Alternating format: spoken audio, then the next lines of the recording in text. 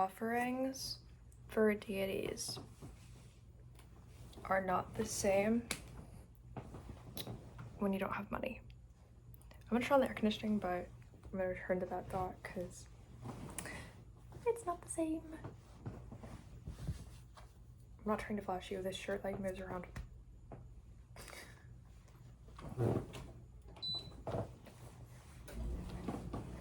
But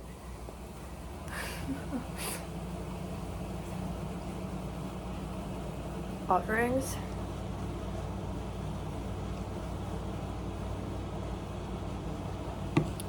I think everybody knows sometimes. Well, not everybody. Sometimes when you have money, you know what kinds of offerings are like themed with the information you can find about the spirit. You know, oh, they're this kind, they want this. So then consistency is like, can you do it? Are you good enough to do consistency? If you know, this one would love wine. Oh wait, I have $0 for wine. Then what?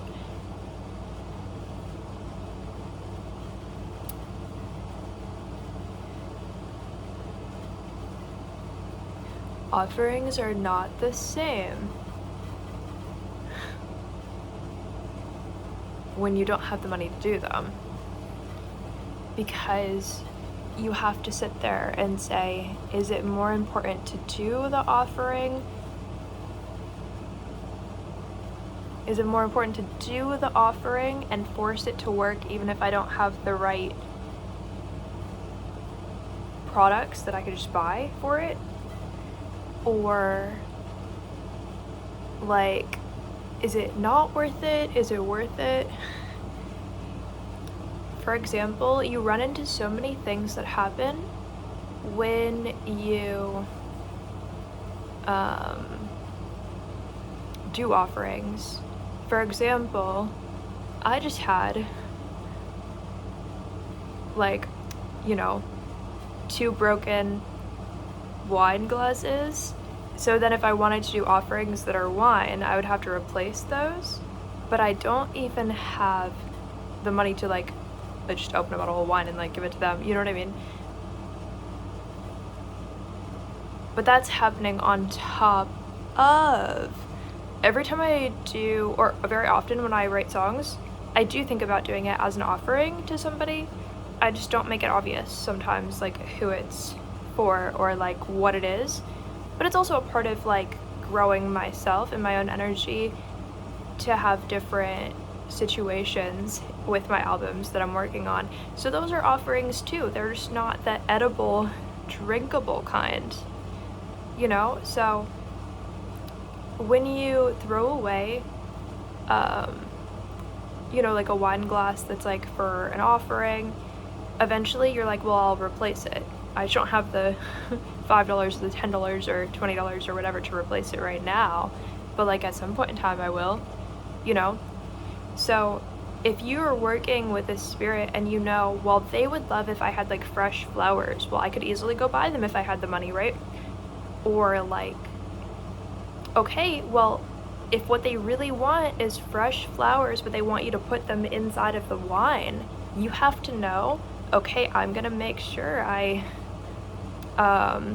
wash the glass like within the next 3 days so it doesn't grow mold or something, right? Because you're like, well, I want to make sure I do what feels like a respectful offering, but wine itself lasts longer than putting biological things in the wine. That is going to give it a like biological reaction faster. Wine itself, depending on what kind you have, there's sugar in there, so that's going to attract creatures. There's sugar in there, or there can be, or whatever. There's something that like, essentially, if it dries up, it starts to become like depending on what kind of wine it is, it either dries up, like it's just like a little film inside the glass that you have to wipe, okay? If you let some kinds of wine dry up, for some reason it becomes like a sugary goop. like a gloop, like molasses. And you're like, well, now I have molasses in a glass. And so you have certain things going on, or your glass can literally shatter, your glass can fall, your glass can break. If you put flowers inside the wine, you're gonna have to change that in like 2 days. And then you're like, well, I don't know how long I want the wine to last, right? For the offering, but you don't want to do like a weird offering. You don't want it to be like sketchy. They're gonna be like, I've seen better. What do you want to do? Do you want to do like a ring of salt around the wine glass? Or are you going insane? Why would you want to do that? You know, like, are you okay? Are you going insane?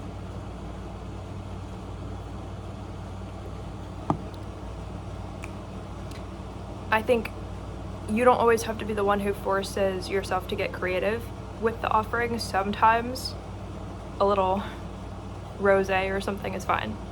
Sometimes a little wine is fine. Sometimes I like a red wine for an offering, for a spirit.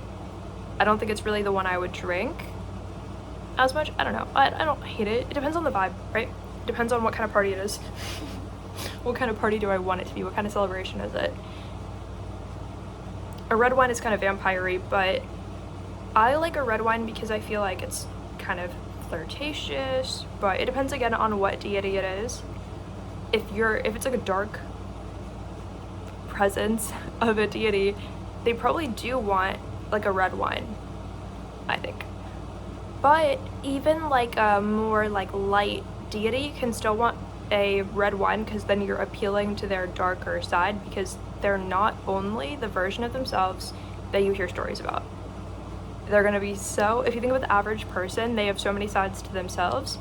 Well, a deity is going to be astronomically more complex as a person than any human you could ever possibly meet. So they're still gonna have the light side and the dark side and the crazy side and the annoying side and the forgiving side and the rage side and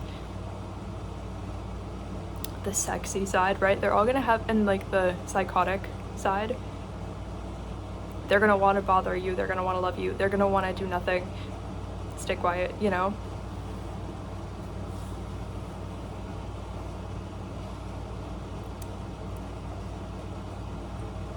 But if you're buying new offerings all the time because, oh, it broke, oh, it fell down, oh, I tripped over something, it fell down, like cleaning up glass from your offering, like you have to just know the financial cost is, they know, oh, you have $0 in your bank account. It's more like, I want to see what you do for an offering now that you don't have this version, because anybody can replace that red wine with a grape juice or a water or something, right? A water with some sugar in it or something weird, right? But if you don't have, or like a water with some garlic in it or something weird, because you want it to still be an offering. But like a water with garlic, you're gonna have to change that in like 4 hours or it's gonna get messed up.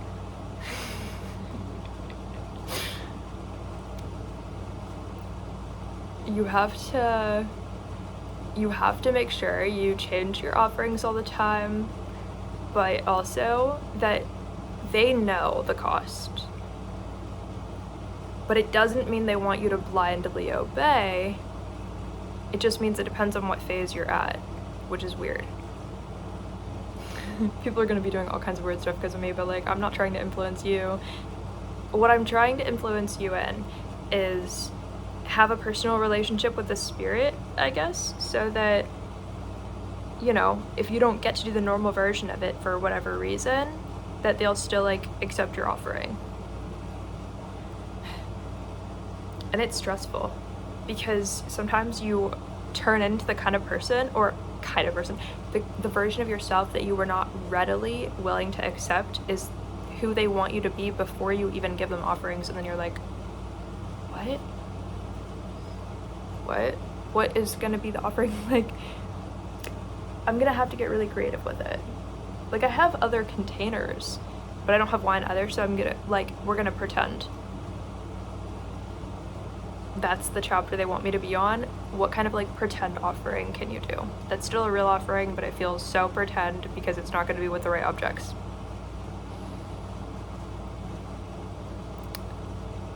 I literally considered doing just now razors for shaving and contact solution in a little container that's like a cup. Like, could that be wine? Probably not. I might need the contact solution for something else. That's also like poison as an offering, but like it makes me like expand the weird side a lot.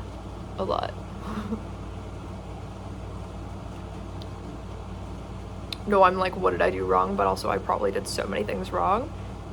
But I also have to be open-minded to the parts that I don't know that I didn't do wrong. Because what if I don't know that I didn't do something wrong and I was gonna assume I did something wrong? My spirits are either so angry or they want me to have a different personality that nobody has. I'm going with the second one.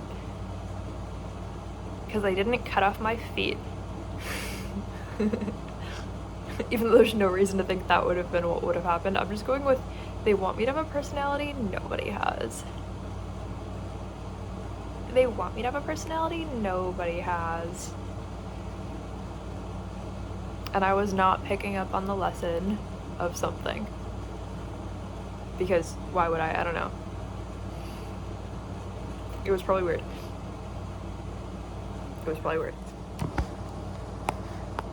Anyway, I have questions for this video that we're gonna do. More like ritual aura questions. It's 1:01 a.m. right now, but it feels like 10 a.m. So, okay. Question 1. What kind of reaction do I want my presence to evoke? Also, I was gonna try to go through these questions pretty quick. The reaction I want my presence to evoke is shock, wonder, awe. I want to feel like a volcanic goddess at the moment because lava feels special. Lava from like volcanoes feels very like magnetic to me. Like and mischievous, and like it just has like, I don't know, such a witchy spirit and like character. It's like, I don't know, special.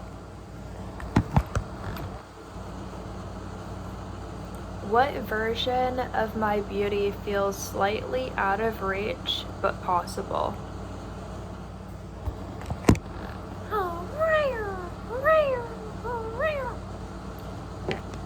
I want to put on this lipstick and then I'll answer the question. Okay.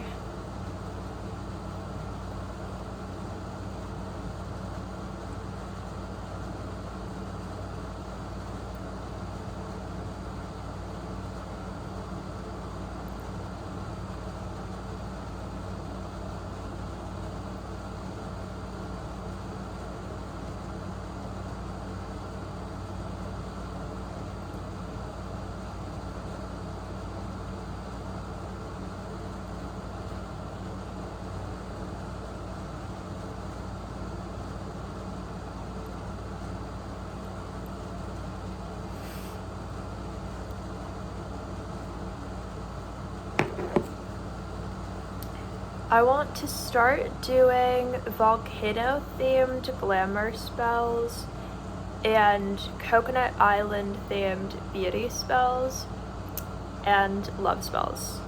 I feel like that would be so good and help me to have more correct energy around me. I think I got lipstick on my teeth, but yeah.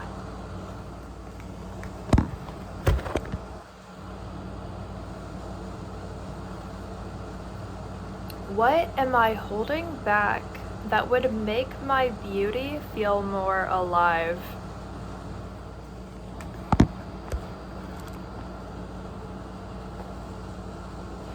After I clean my room, I think I'll feel more alive and grounded now that I have albums out, each piece of my journey at a time.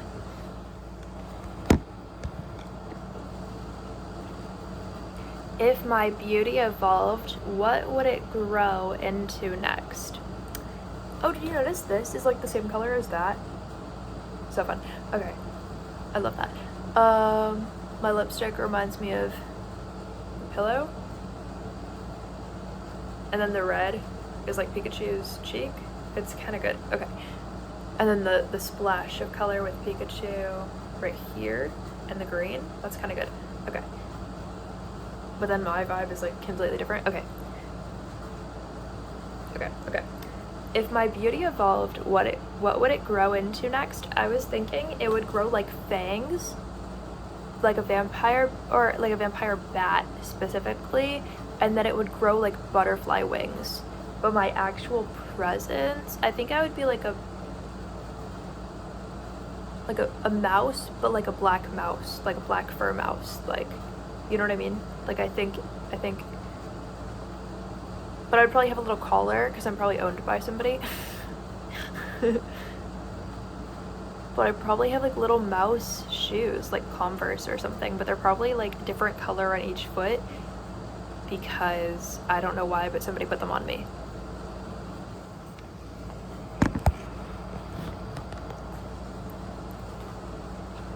What quality feels missing? Not physically, but energetically.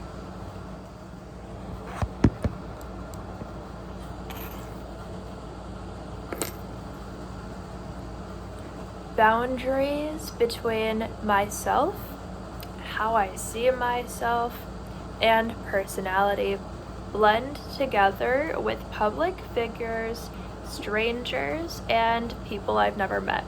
So I can't tell who's who.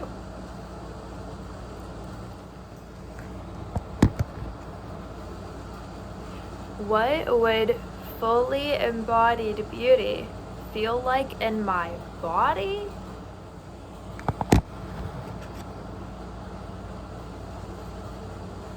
I would feel powerful, confident, skillful, sharp, intelligent, open-minded, have a perfect memory, make choices that age well, have super strength, and be unforgettable. I don't know why, I started to, at some point, see like the solar plexus as something that influences beauty. I know we always want to see it as the heart, I think, in society, or maybe as the sacral chakra, their sexuality. There's beauty with all of the chakras, but there's problems with all of the chakras that influence your beauty.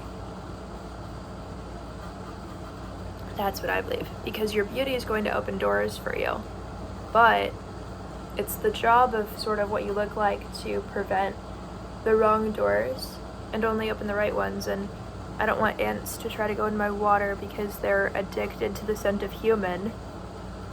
I have human eating ants. They're not interested in the living, but if I have only plain water but I've taken a sip, they're interested. I'm like, should I hide my lip gloss? Should I hide my chapstick? Normal ants don't care about that. What about normal ants don't care about that? Normal ants do not, like if I touch an object, they're like, oh my god, the scent of human. Normal ants do not do that. I don't know what starved ant population I'm witnessing, but I think I might be the first to have those, and I don't like it. Which is reminding me of how I had this repeating dream this one time that I fell into an anthill and got torn apart by them and eaten. But these are just sugar ants, so I don't see them as like threatening. I just don't know why they're obsessed with the scent of human. I'm scared. I'm scared. Did I answer the question? Oh yeah, so I started to see beauty. Beauty pertains to each chakra though, so your basic safety would be like your root chakra, right?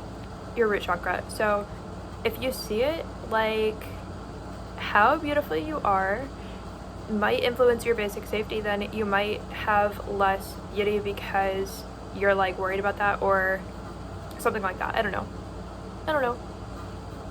Or your creativity and your sexuality would be your sacral. So, you know, like, do you think that your sexuality would be disturbed somehow by you being too beautiful? A lot of people probably feel blocked there because they only have whatever their exact, like, sexuality is. And so they're gonna feel weird about it if they're too beautiful and they're, like, attracting people they're not interested in or something, right? So they might want to feel closed off for that, which kind of plays into the root chakra. It's like, you know, because normal stuff, but they don't want to attract the wrong people. And so then the solar plexus, it can be, yeah, about, like, it's not always are you going to war though, it's sometimes, you know, your confidence, how many tasks do you complete, and do you feel like you're somebody who's accomplished? Do you feel like you're somebody who, when you're not doing anything, do you feel accomplished? Because when you start doing stuff, do you feel less accomplished the more tasks you complete successfully, or do you feel more accomplished after each one? And why, right? So, does feeling beautiful make you feel like a more accomplished person? Does it make you feel like it matters more that you can do more tasks, or do you feel like it takes away from it? Do you feel like, well, maybe you hold the belief that, like, beautiful people are just gonna sit there and look pretty, but, like, they don't get up and do anything? Well, then you're gonna be blocking yourself from beauty at the solar plexus. And that's hard too. But also, like, what if you feel so accomplished but you've never done anything, but you're like, well, I'm beautiful, so of course I'm accomplished, right? So that could also be an imbalance, because don't you want to have a list of accomplishments, but don't you want beauty to not be a factor that forces certain kinds of accomplishments instead of other kinds? Or do you want that? Do you not? Do you, like, beauty kind of is like giving yourself a tarot reading when you look in the mirror. It's like, how am I really doing about this and that? Or your health, but, like, okay, and then you go to the heart chakra if you're physically going upwards, right? So you go to the heart chakra. Well, are you, I guess, like, how much love do you have, and, like, what kinds of judgments do you hold about a person? Do you think that people are more beautiful because they're less judgmental? Or do you think people are only beautiful when they are judgmental because they know who not to be, right? Or do you think, like, I don't know. What do you think causes it? I kind of see all the chakras as things that can block you away from having more beauty. The throat chakra, do you think people who express certain kinds of thoughts and ideas, or who talk more or less, do you think or who know about certain kinds of magic, or don't know about other kinds of magic, do you think they're less beautiful if they're witches? Do you think they're more beautiful if they're witches? Do you think people are more beautiful if they speak their mind, or less? What kinds of things, what does it even mean to speak their mind? Do you think they're, like, doing really terrible in life before they start speaking their mind, or do you think they must be in such a good place that they're willing to do it anyways? What kind of person speaks their mind? Is there a kind of person that they're trying to be before they start talking, or is it natural? And does that start making them more beautiful or less beautiful? The third eye, well, okay, is the way that they, how would you put that into words? I'm thinking more of, like, oh yeah, like, do you think if they have certain kinds of psychic abilities or certain kinds of intuition, do you think they know how to make themselves more beautiful because of how psychic they are? Or do you think that starts to slowly drain their beauty?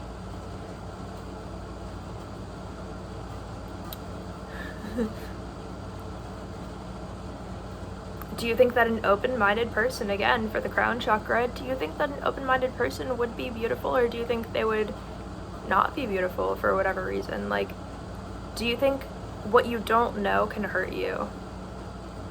and affect what you look like? Or do you think, you know, every time you learn something, you become more beautiful? If you walk down the street and you saw a beautiful person, are you likely to think they're just so smart and that's why? Or are you likely to think they're so stupid but God had to give them something, you know? Or not like God, like the Christian God, but like, you know what I mean? Like, whoever they believe in had to give them something. And it might not be much, but at least they're pretty. So, yeah.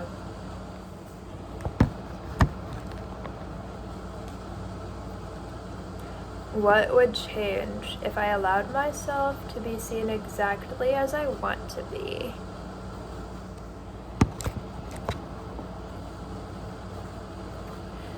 If I allowed myself to be seen exactly as I want to be, I would have money for more elaborate outfits.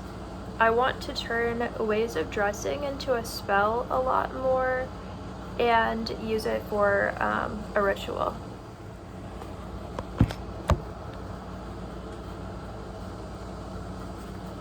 If I had... I read that wrong. Okay. If my beauty had a color palette, what tones dominate right now? Well, I feel like, first of all, I'm kind of feeling drawn to like a smoky look, like dry ice, like, you know how it's like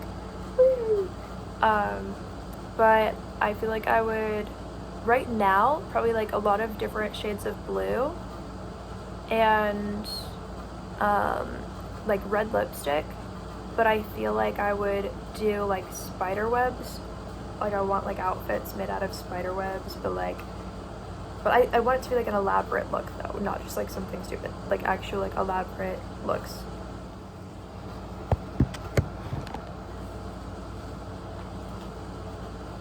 If my beauty had a scent, what would it be? And would I change it?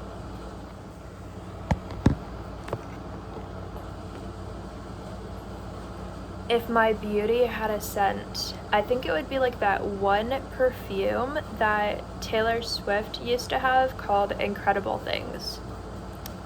I always felt like it was like, I felt like if my soul was a scent, it would be like that, which is so funny.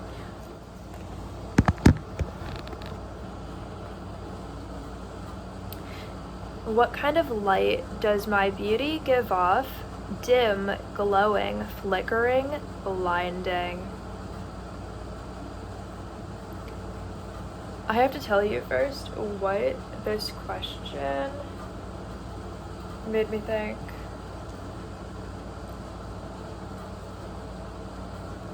You know, when you're walking through, what are those called? Like haunted houses.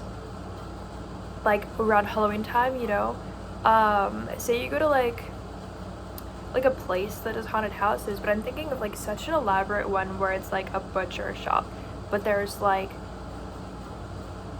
chainmail fences or whatever, or like the fences that are made out of like chains, right?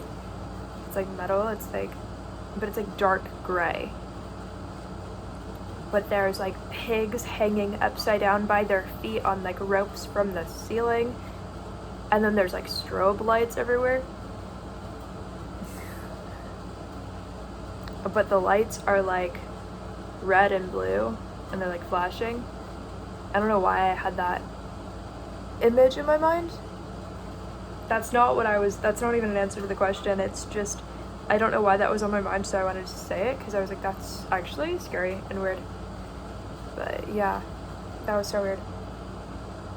Anyway, so the options here, we have like, what kind of light does my beauty give off? It's like dim, glowing, flickering, blinding. Actually, pulling from the very disturbing idea I just told you, I think what I just told you is probably the answer. Just exactly what I said. It's fine. It's gonna be like a horror, like a haunted house. We're just going with it. It's fine. If my beauty was a magical element, fog, flame, glass, velvet, shadow, what is it currently? Snow globe, but like a haunted snow globe.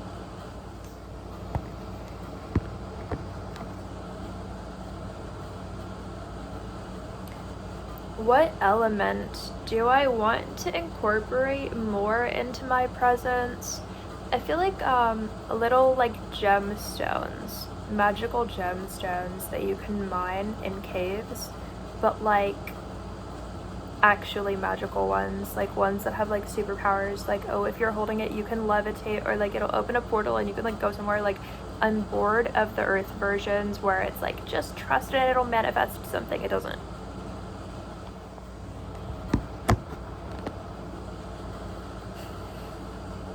If my beauty had a form, would it be fluid, structured, shifted, or shifting, or grounded?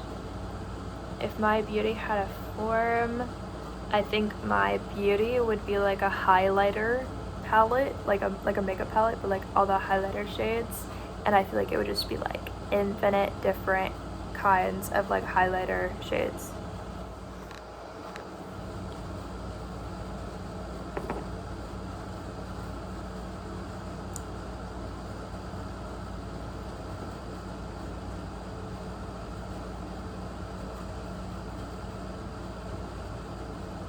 I always assume it's whoever I'm directly talking to who's actually telepathic about whatever secrets I have in my mind.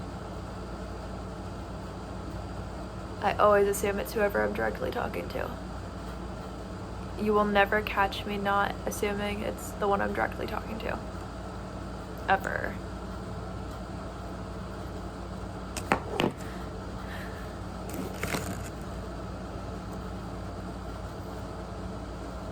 That's crazy.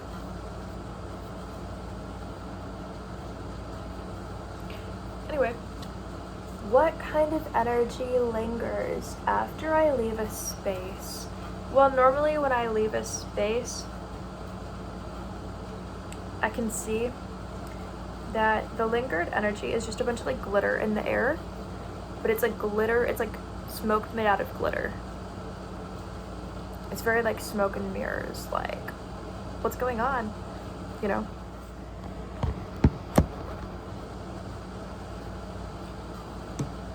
If my beauty was a spell, what would its effect be on others?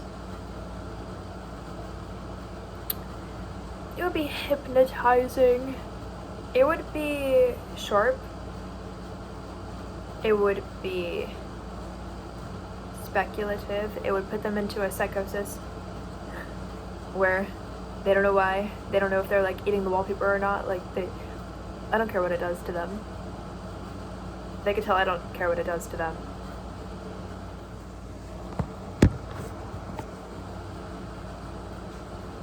What aesthetic or essence feels most aligned with my natural energy?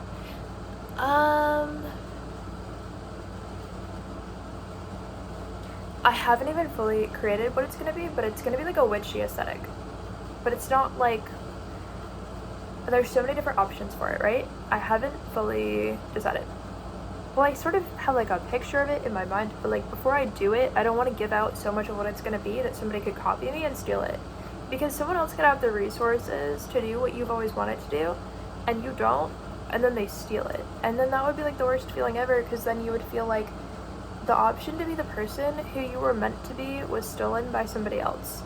And then you don't know who you're supposed to be, because like the most important part of you is like splintered off and given to somebody else, and you're like, I worked so hard for that. And they're just using it. They're just using what's supposed to be me. So, I don't know yet, but you'll know when you know.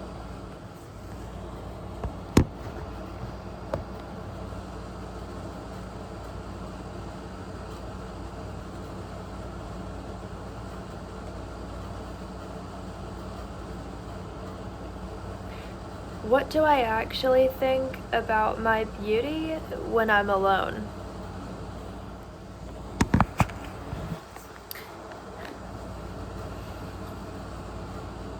I try very hard to balance the idea of me having beauty at all with the fact my twin flame left me for a bunch of random people, implying I wasn't good enough. So I couldn't find anything beautiful about myself for years. It's pretty much how I felt. But then I was like, okay, if the self-love is like running dry, then I'm still going to try to remedy that every day, and I'm still going to practice all kinds of like self-love spells. And I'm not going to give up just because one thing does not, or one moment of my life does not go according to plan. You cannot ever, there's a reason why it's a lot more expansive of a situation. It's not always just about like, people have free will. And you can't be so fragile that somebody else's free will takes away your ability takes away your, like, you can't let somebody's free will take away your ability to like find the reason why you sparkle and why you're important. And so if that can be very easily taken away from you, it's not really that your twin flame having free will is a problem. So what, they were young and they wanted to have experiences and didn't want it to only be about one person. It's not like, why would I feel like I can like control somebody?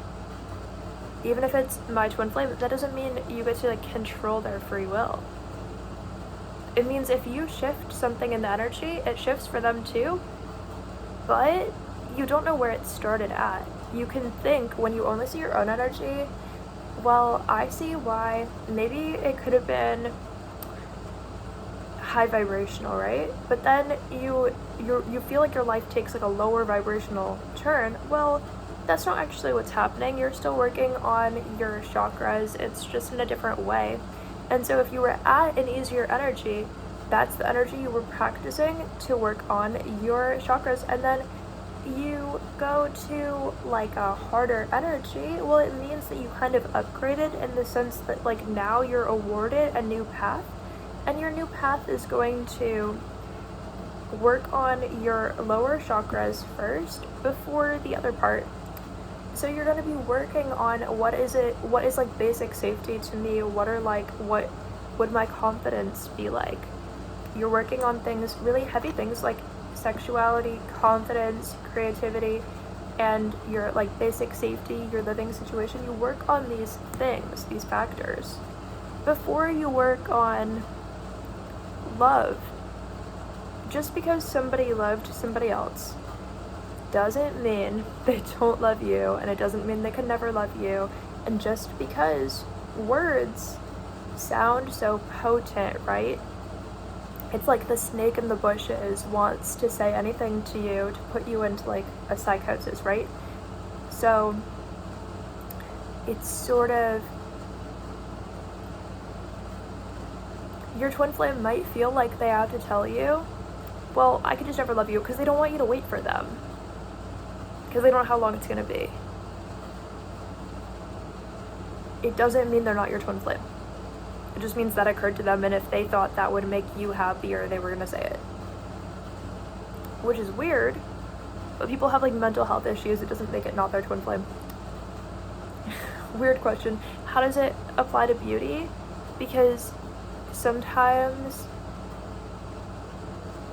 twin flames can still have different varying levels of glamour, and the way that you see yourself is also going to be the way that they see you. So people can like reject their own twin flame just energetically, like in their aura, because that's not the person they want to attract right now. Like if they're strong enough, they can still use their actual like aura and chakras to like reject you and make you say, wait a minute, they were so hot last week, what happened, right? Like now their energy makes me feel weird. Exactly, because they are still a separate person. They can use their energy to be off-putting to you.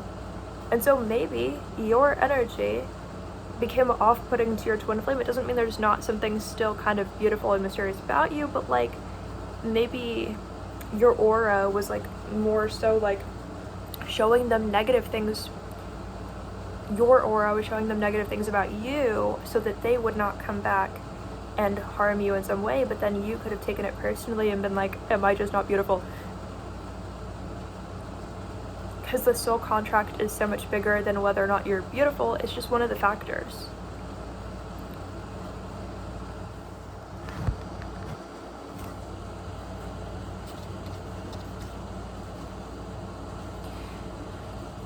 What narratives about my appearance? What what narratives about my appearance am I still carrying? What narratives about my appearance am I still carrying? I think throughout life, before I was like a witch or anything, there were probably a lot of ways that I looked at my appearance or like people's like appearances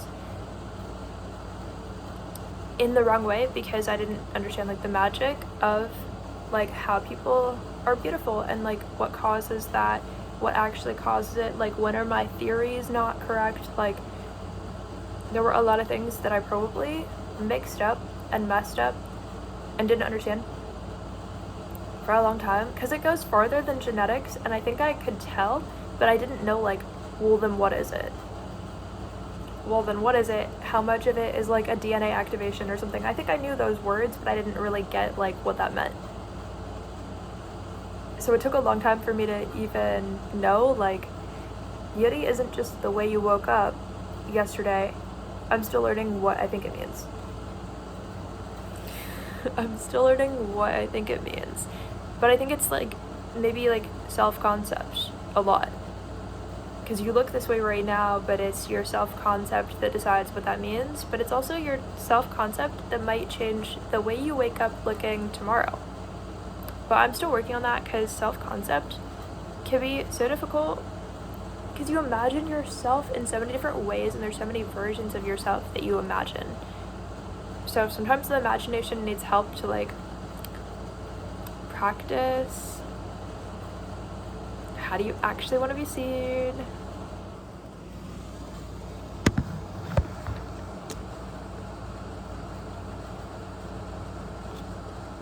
What would my beauty feel like without comparison? Well,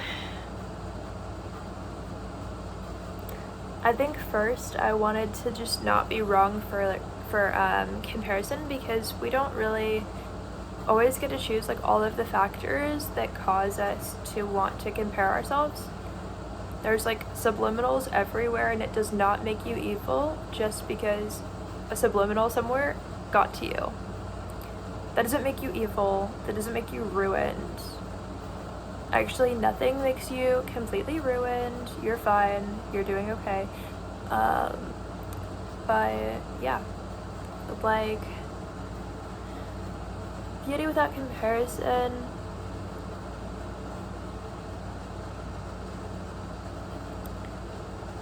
You really are kind of working on your concept of love and how love can be so much more expansive.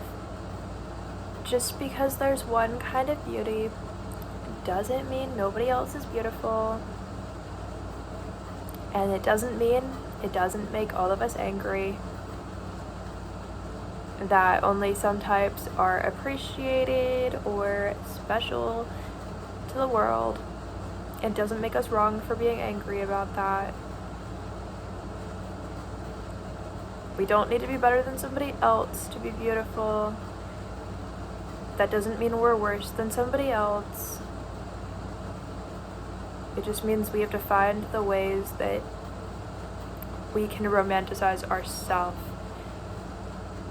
And so much about that is hard, but that's what the imagination is for, and why we just keep getting better at it, and we keep working on finding what's actually good about ourselves. And we're all just trying to have an experience at the end of the day, and we all have some kind of trauma, and we all have some kind of terrible thing we said, and we all have some kind of weird shadow that we're not facing, and we're all witches, and we're all like, oh my god, I hope that's a really good thing. But we're all still witches.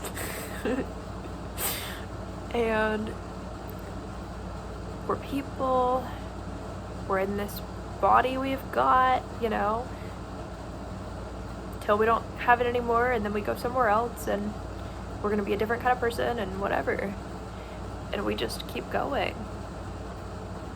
Beauty is about like your endurance to keep going when you don't even know if you feel beautiful. because whether you feel beautiful today doesn't mean you're not going to feel beautiful tomorrow. And it doesn't mean you don't deserve to feel beautiful.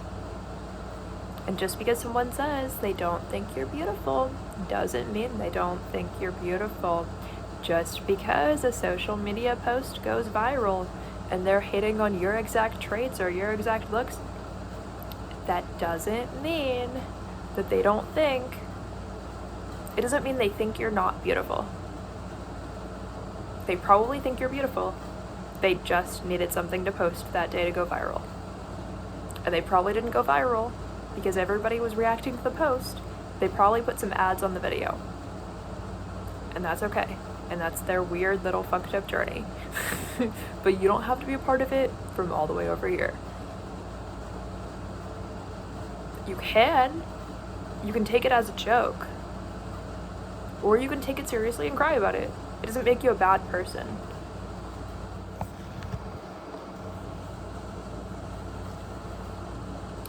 Do I see my beauty clearly or through distortion?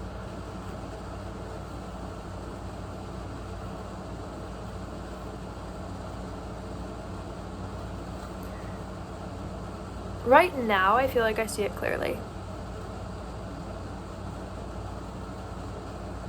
I feel like I see it clearly.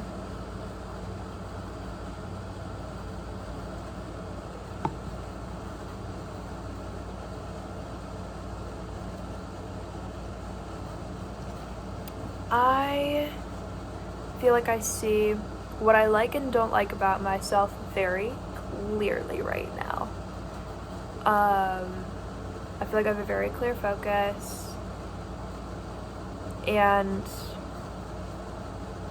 the hair's crazy, but with the lipstick and the shape of my lips, I feel like it balances out. It's fine.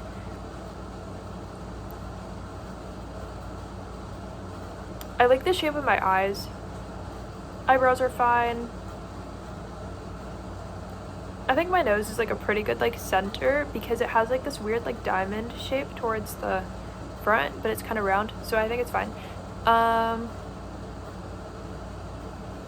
Sometimes I feel like my eyes are looking two different directions, or one's bigger than the other or something, but I don't really care. Well, of course I love myself, but like, you know what I mean? I don't take it as like, oh, that's bad. Well, I try not to, I don't know. Because like no features have to be bad, it's fine. There's a different kind of beauty for everybody. I'm not gonna be like worried about that. Beauty is smoke and mirrors anyways, because you don't know why that person saw themselves as beautiful. It could be for not as good of a reason or a really good reason. They could have just had a really easy life, so they came out beautiful from that life. And you could have had a really beautiful life, but a really difficult life, and then you showed up ugly. And you were like, I'm pretty sure I deserved the beauty. Well, it's sort of like more complicated than that, right? So, you know how people are like, oh, the body keeps the score or whatever? It's sort of like beauty can be taken away, not because you did something wrong, but because you had a negative experience and you didn't know what kind of energy to project onto it, and it doesn't make it your fault. People's beauty can be taken away because they had a bad life experience, not because they did something wrong. Or not even because they stopped romanticizing themselves. But again, because they had like trauma. So their beauty can be taken away just because of trauma. And then people win awards for their beauty because they had so easy of a life that they never lost it. That happens too. Yeah.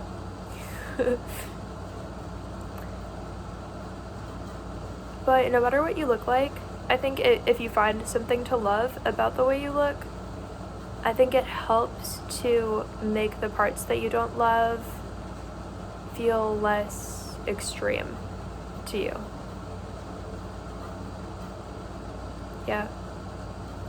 Because some people live a life where they're surrounded by people they would never want to look like. And that's the only thing they really think about beauty, but then they look in the mirror and they just so happen to not be one of the people they are scared they're someday gonna look like, right? They just get to live in fear that they're going to lose it someday. Lose what? Someday they're just going to be one of the people they didn't want to look like. I don't know. And that's kind of weird. So, yeah.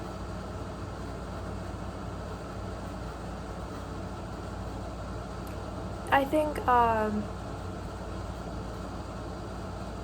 see yourself as beautiful, but anybody can lose their beauty, so see yourself as beautiful beyond what you look like. And I think if somebody's really meant to love you, at the time and place and a moment that they're meant to love you, they will. Just because it's not the right timing doesn't mean their future self doesn't love you just as much. It's just like that.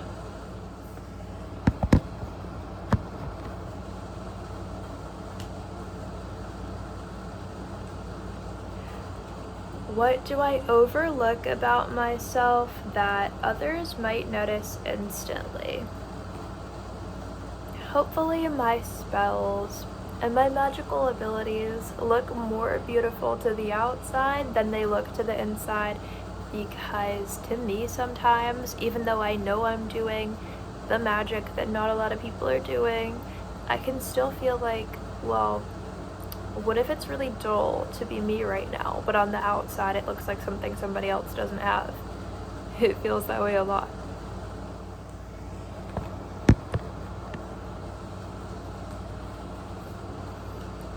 What would it feel like to trust my own perception of my beauty? My own perception?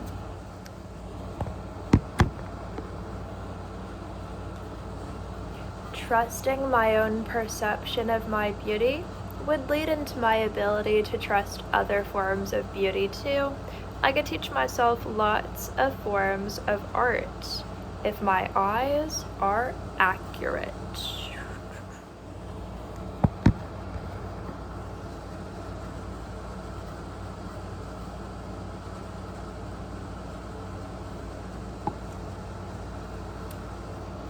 Am I trying to match an image or discover one? I think I'm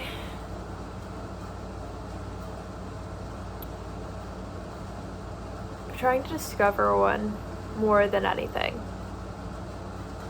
Which is part of why I'm doing this like love spell type video right now, in the form of questions, because I want to open up the whole entire can of worms where I can like channel different types of ideas and just have a energy flow through me where I can start doing more different types of rituals. This is not the only type of ritual I want to do, but I'm being consistent with some type of ritual online. And even though I had some magic I would do offline, I feel like being consistent about magic online has been good for me so far.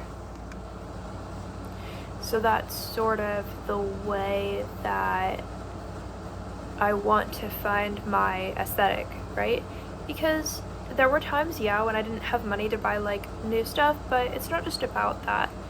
It's, if I had the money, would I buy the right stuff? Would I buy things that I feel like age well? Would I end up in a situation that I would just be like embarrassed by but not feel seen by? Or would I make choices that would feel so authentic to myself at the moment that I would be proud that I did that?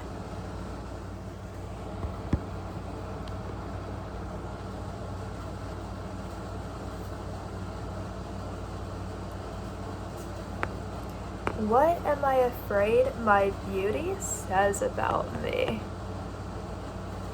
I think I don't like when people think beauty means you're like promiscuous. I mean, I guess for me I have like an OnlyFans, but like I mean in general, I don't want people to think that like if someone's beautiful it means they're definitely promiscuous, but I also don't want people to think like, oh, if you're skinny you have anorexia, or if you are like, you know, plus size or something, then you're definitely like, I don't know, like you've never thought about like your diet or something, right? Like or you never exercise in your life. Like, I don't want people to think. And the part that pertains to me, I don't want people to think that I've had like an eating disorder ever or anything. Oh, you know what I'm saying? I don't want people to think that like that's healthy or something. And I don't want people to think, oh, your beauty means you definitely have like 9 million friends and you don't have time for me. Like, that's not, just because somebody looks a certain way naturally does not mean they have like, that they're constantly hanging out with friends and stuff. Like, just because they're not ugly doesn't mean they are, you know. Or, but also if they're ugly, it doesn't mean they don't have friends. Like, that would be so sad if you assumed that too, you know. It doesn't always go that way. Like, it's not fair to assume any of that in general. Or, you know, my hair not being brushed does not mean I don't care, but it doesn't mean I'm crying about it if you say something either. So there's so many standards of like how people pretend other people view the world, and they don't. It's just not true.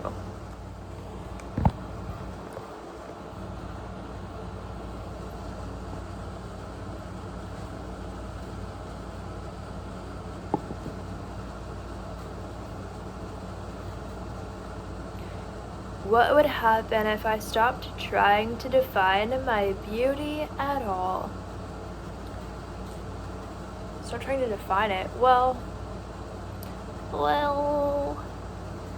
I think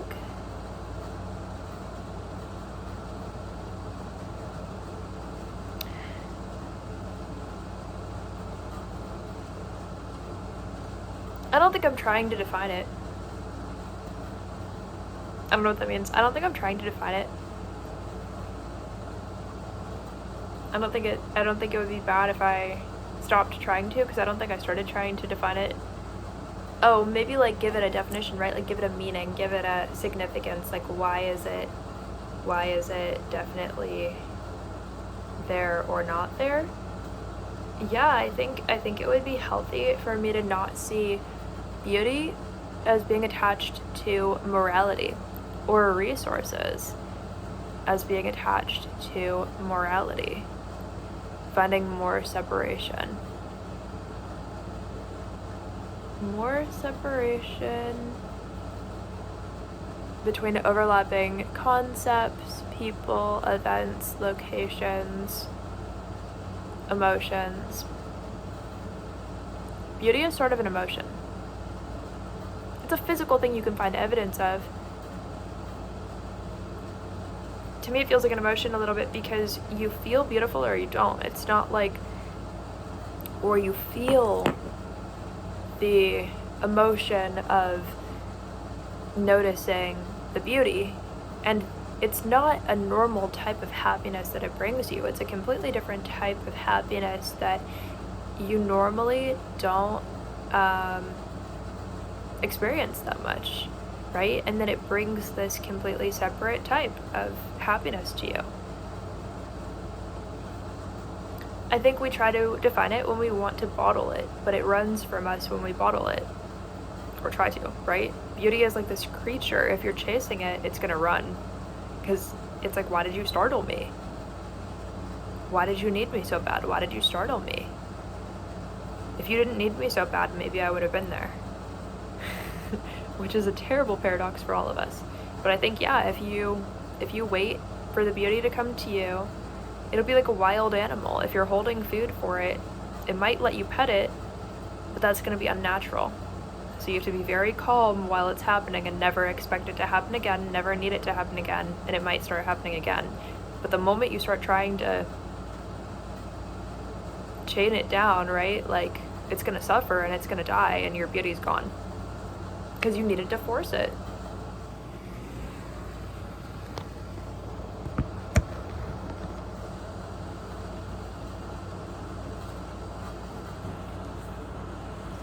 How do I move when I feel most beautiful?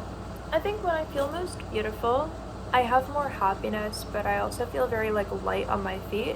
When I feel beautiful, I feel like I have like levitation.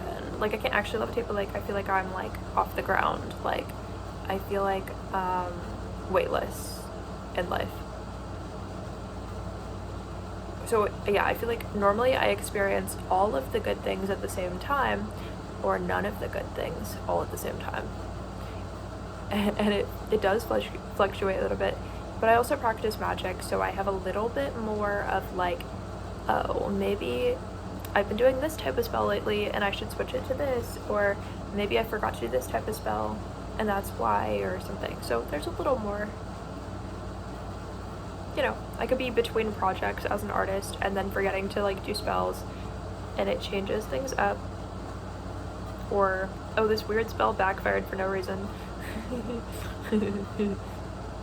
That happens all the time though, but it's like subtle ways. It's not like, oh, it didn't work at all. Splish splash.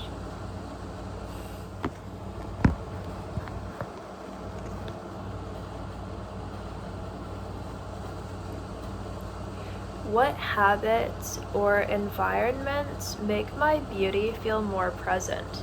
So, for me, if I'm around money, the energy of that flows through my chakra system,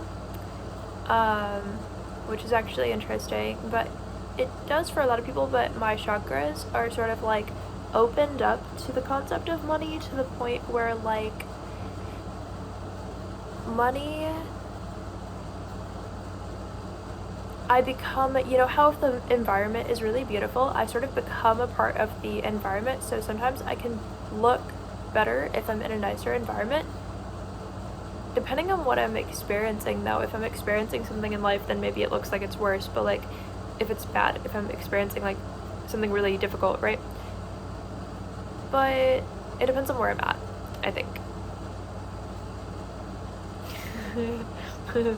What kinds of experiences? I think there's certain types of like physical materials that a building can be made out of that make me look more beautiful while inside the building. And there's certain types of materials a building can be physically made out of that where I look ugly inside the building. But also, I think self-care, and I think ritualizing self-care, all of the things that influence how beautiful I feel like I look, turning those into a spell in a positive way, I think helps. I think that helps.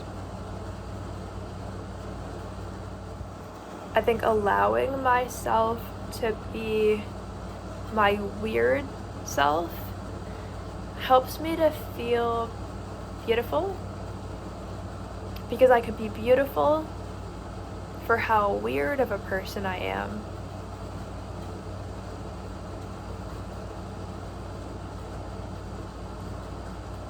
Or I could be pretty average for how boring of a person I am.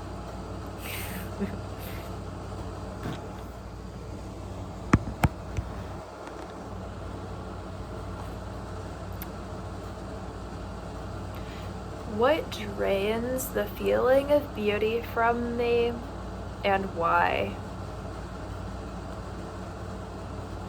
I think belief systems that I've made up that are against me, that I don't know how to meet or how to beat. Yeah. I think it's possible to have belief systems that I accidentally created at some point in my life, that then I believe too much to know, like, is it real or is it not real? Or like,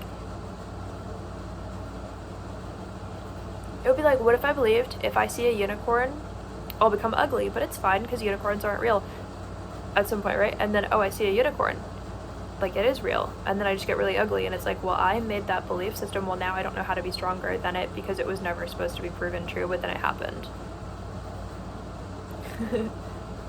You know?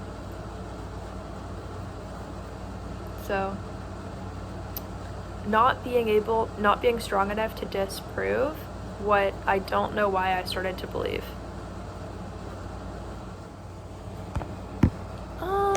Where is that lip gloss? 1 second. Oh, I'm gonna put a lip gloss over this lipstick because I put on too many layers or something. It's starting to like peel off in a weird way. It needs to be rehydrated. but I don't want to take it off because it's pretty.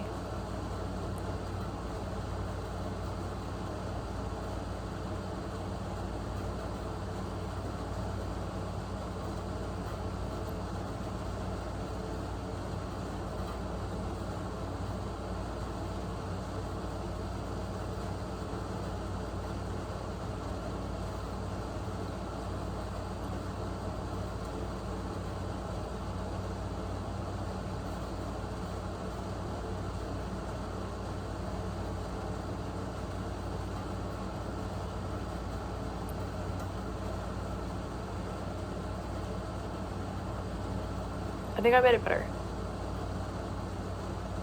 Okay. Back to normal, almost like it never happened.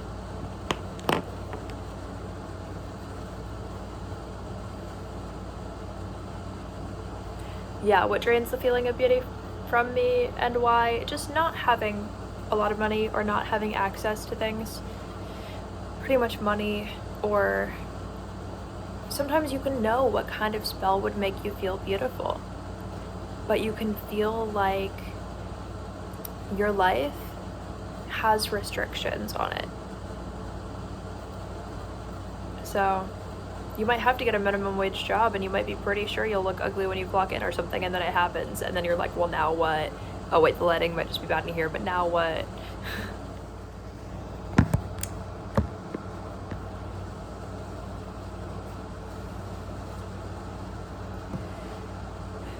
What would it look like to practice feeling beautiful without external validation? I think that, like, again, ritualizing beauty, but also magic and shadow work and stuff and offerings, and I think there's reasons why. I think first of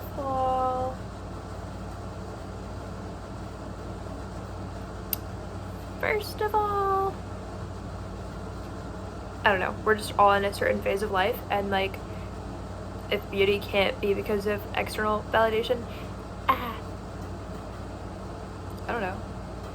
What do you think? Do you ever think? That one never thinks. I think beauty is about what you love, and you start to look like whatever you love. So if you start to love something really weird, you start to look weird. You start to look like what you love. Why did you start to look weird? I don't know, because you loved something weird.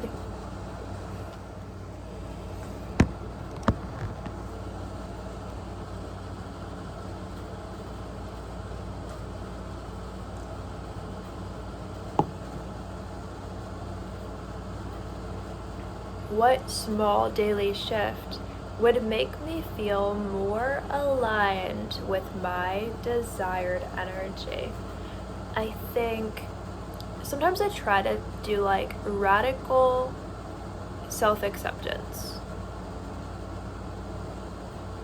but meditating on that, not just radical self-acceptance, radical, not really radical. I mean, I guess to radicalize something, I guess, but more like unconditional extremism in favor of every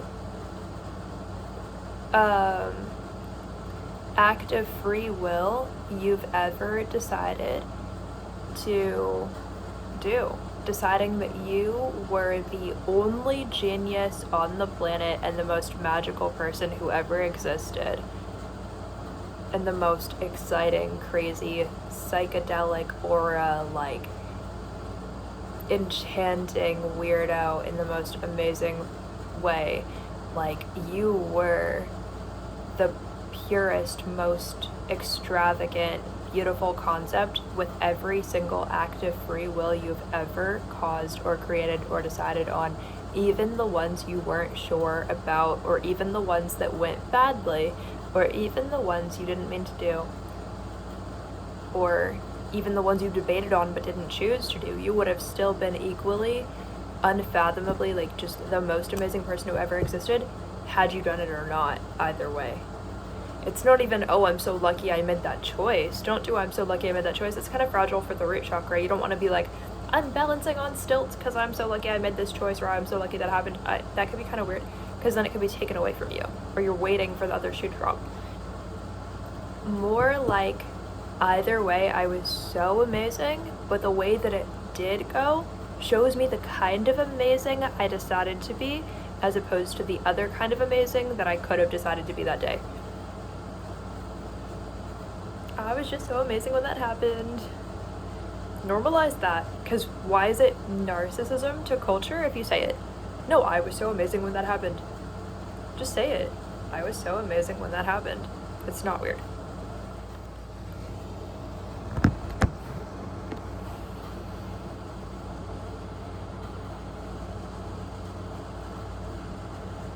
How would I carry myself if I already embodied the beauty I imagine?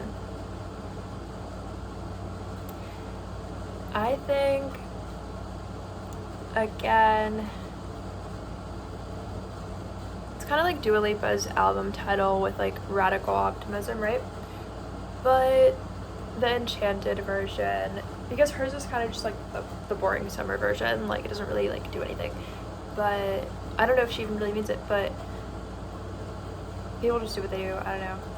It just didn't seem overflowing with love like you would have expected from the title. But,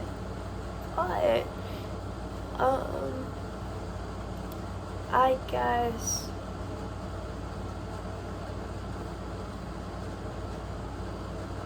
yeah, I don't like hate Dua Lipa. I think she has a really great like sexual energy and vibe to her. She really loves to put on like a lustful performance and show. That sounds weird. It sounds, I don't mean it in like a weird way. I mean like that's an energy she likes. She likes vanity, she likes lust, she likes the men in the crowd to be like, whoa, what just happened, you know? But, which is cool. I think that's amazing. I do think she, you know, has a lot of optimism, but I don't know why. I feel like she's got like this, a little bit of a racist, I don't know what she does. I just mean, she sees herself a certain way, but I don't know what this is. I don't think she's mastered like something.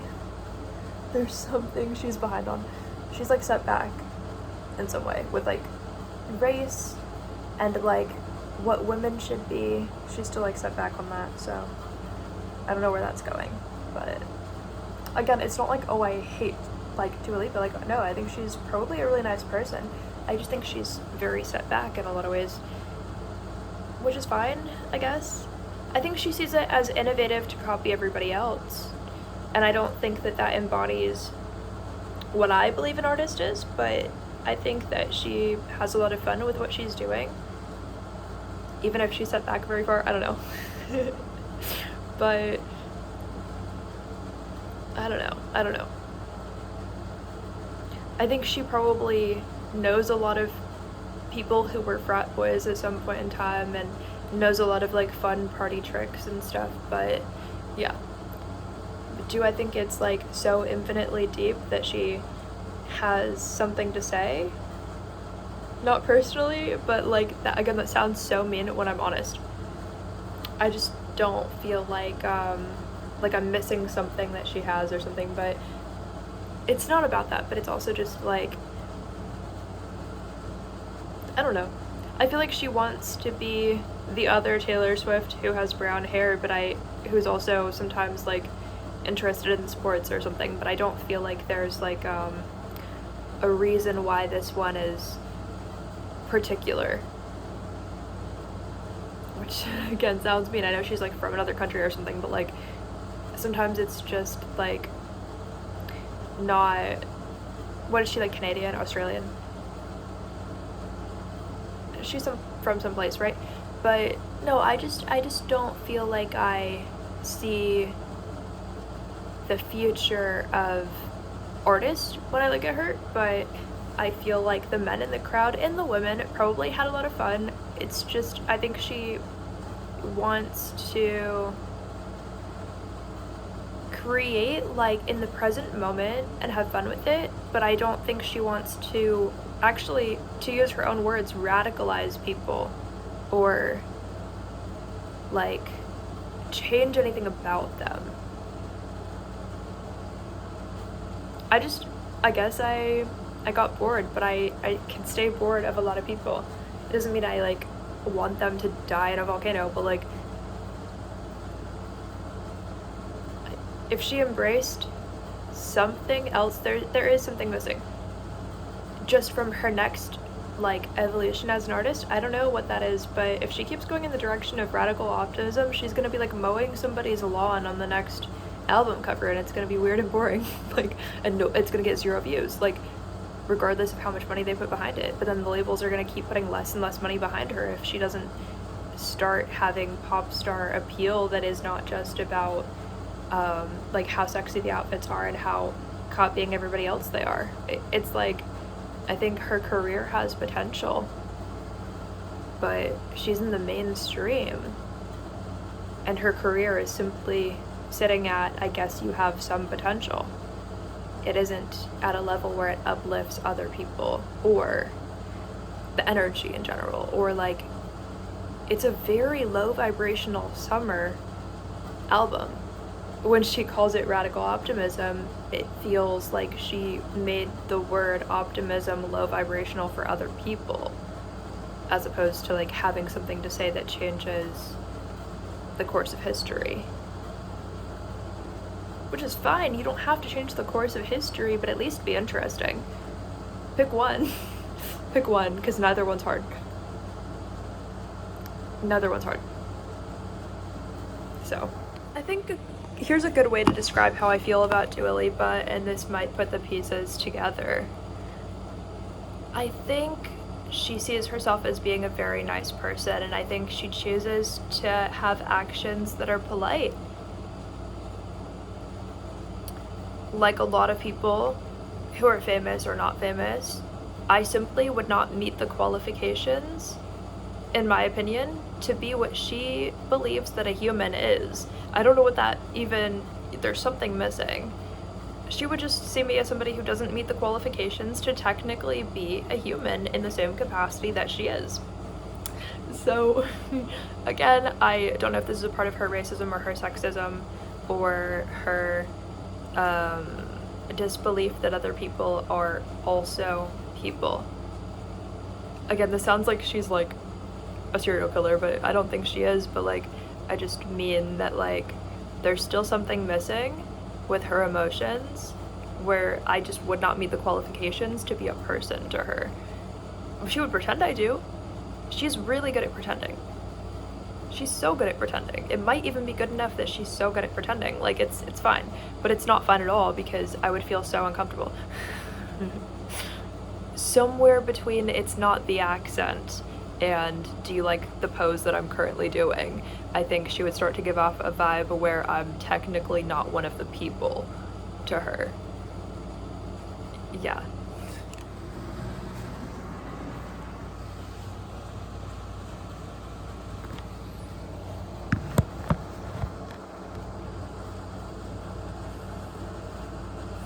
What would I stop doing if I trusted my own allure? Stop doing.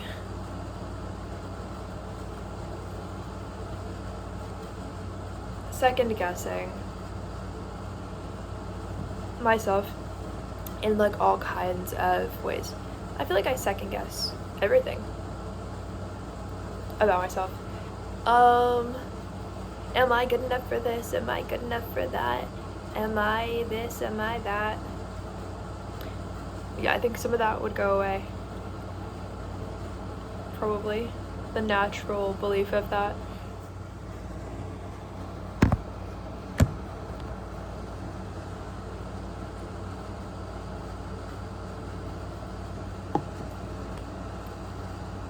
What does my voice sound like when I feel fully in my beauty?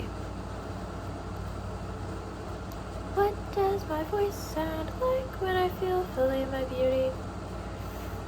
I think it's easier for me to like stand in my own power when I feel beautiful, because I don't have to worry if I'm worth it. I feel like I can have equal exchanges in life with other people when I feel beautiful, because I don't have to feel like my value is so low that I have to give more just to overcompensate for the way that I feel in that way. Like, I don't want to feel like I have to be the one to care more all the time, just because if they make me feel like questioning that, I guess.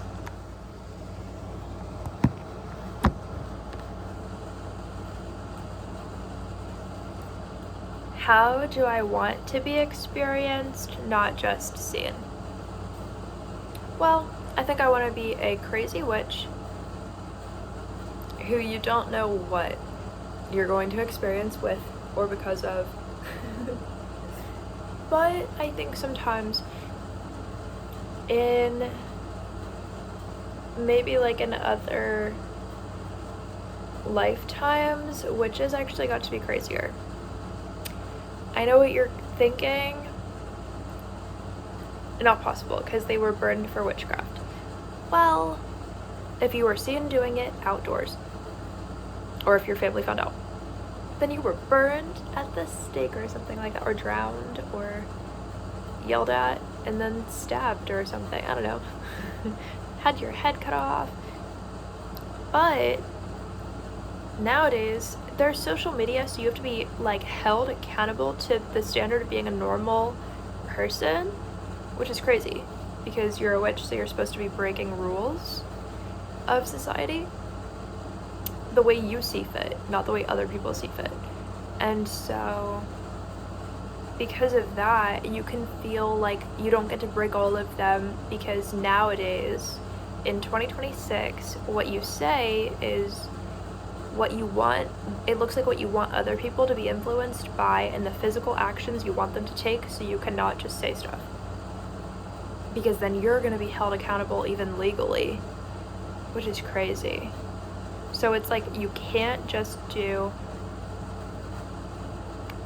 as crazy of stuff as you deserve the opportunity to, because you're not going to be running on foot from whoever wants to burn you at the stake because like they don't have cars yet or something. Now it's going to be like your social security number is like attached, and like, you know, your birth certificate is like attached to like whatever you decided to do and say. You know, you're not going to be all kinds of witches as one person all the time. Like, you're not going to like do the crazy stuff. You're not going to do everything that you maybe deserved the opportunity to do.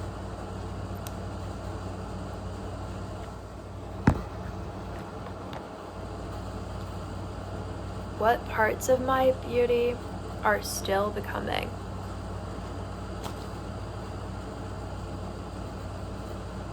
I think whatever I'm going to get out of my rituals is still becoming. I'm still waiting on my prizes. And I think that's part of my beauty, but there's more to the story. Yeah. I think, I don't know yet. Just that I'm trying to be open to my own evolution. So it could be like whatever I need.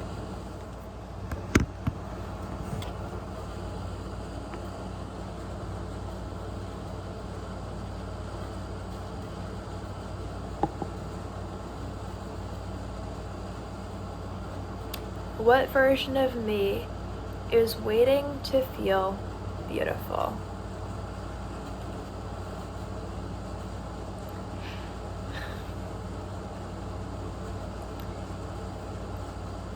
You know what's weird? The only thing on my mind from that question is the twin flame connection, but It's more about just because I feel imbalanced in a way that I feel like my twin flame doesn't know about or care about, well, my twin flame could be imbalanced in ways that I don't know about or care about, right? But I don't know that I don't, or I don't know why those parts matter. Right? So a lot more goes on, and it's so hard because while we're on Earth, we can never know for sure. We can never know for sure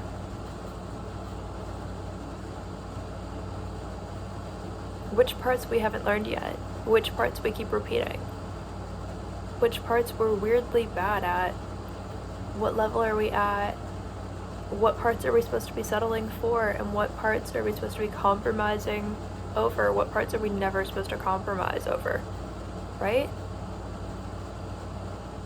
What parts are we never supposed to be fine with, what parts are we supposed to be way more okay with? We're doing some weird, like,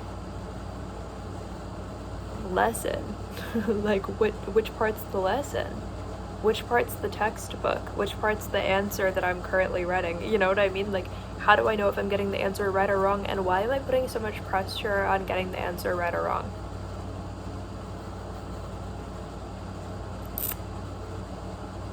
So, the way that relates to the version of me that's waiting to feel beautiful, I don't want to feel like I'm wrong for going the wrong way, I guess, or for judgment.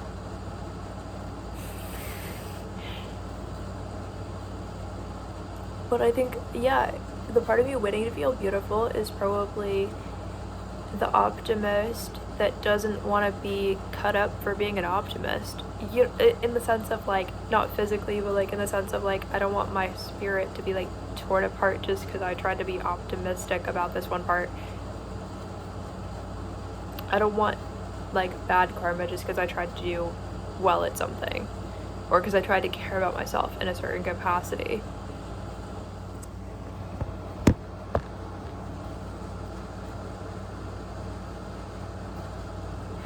What does patience with my own evolution look like?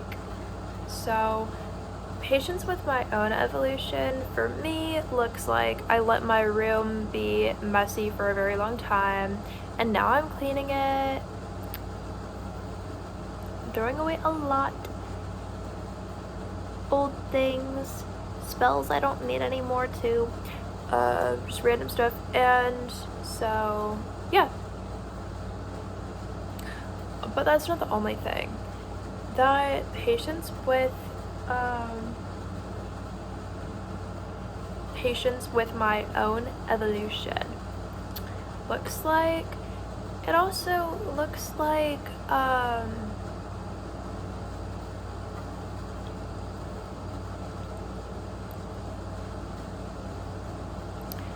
have an audiobook I'm working on, and, like, I don't have to post a chapter right now, because if that's not what I feel like doing the second, then I don't have to post the chapter right now. That's okay. I can do this kind of video right now instead. That's okay. It doesn't mean I'm not trying. It doesn't mean I wasn't trying to go viral as a pop star if I don't post the next song right now. Like, yeah, I'm 23, about to be 24, but I can focus on the parts of my life that I have access to right now. I don't need to be guilting myself. What if I'm not even gonna be successful ever? Because you have to be young when you start. Well, what if that's not true? What if me putting out albums right now counts as me being young at the start? It doesn't mean I have to have all the money at the same time, or that people have to know about me at the start. I think I just noticed I was peeling off some of the spider webs on this object. One time I was singing at the park, and this kid really liked the songs that I was singing, and so he told he like told his dad to give me this stone as a gift. So if this is from you, that's so cool, so thanks. But like, yeah, I don't think they know my social media, but because I don't really have a lot of followers, I have like 3 views and everything, but if they ever find out, then yeah, that just reminded me of it. But so it's like a little bit of like a good luck charm. You know, it's a little bit, it seems kind of magical to me because they drew like some kind of sigils or something on it. I don't know. This is just a sticker, but like they drew like some kind of sigils on there. I don't know what that is, but yeah, it is pretty cool. And so yeah, reminder that like I am making career moves. I just don't have advertising money right now, but that doesn't mean that I'm not making career moves that I have the opportunity to validate. And someday when I have more money, I'll celebrate. I'm gonna probably be celebrating all the time once I learn what it even means to celebrate my own success, I swear. And also have money. Like, I feel like I'm probably going to be celebrating all the time once I decide the celebration era has begun. You know, once I finish the projects I'm currently working on, all the albums I'm working on, and the audiobook, I'm gonna be very weirdly freed up after I finish those. I'm gonna be very weirdly freed up after I finish those. But right now I'm working on these types of ritual videos, and there's not a set amount of them. This has just been drawing my attention way more at the moment. But I'm also trying to work through how fragile social media feels, because I always feel like the whole thing could just get deleted. Any type of platform, I'm like, oh, the whole thing could just get deleted. Like, which people I think feel like that. Like, even if they are successful, they're like, well, I could be forgotten about. Like, because building resources or building your own version of success and happiness is one day at a time, and hopefully I never lose the evidence of all of it, but remembering that I'm still supposed to be able to remember and validate how much work I did, even if I lose the evidence of it. Even if that happens, I still want to be able to celebrate all of the amazing work I did, which is why, I don't know, I'm just trying to take one step at a time to get closer to my goals so that I can celebrate them kind of all at the same time, because I don't want to get distracted. But yeah, that's how I feel.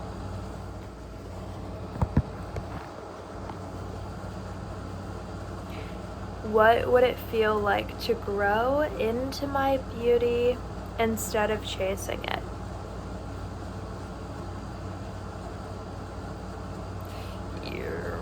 What would it feel like to grow into my beauty instead of chasing it? More rituals, more spells, different kinds of spells, different kinds of rituals. Probably having fun, celebrating, I don't know.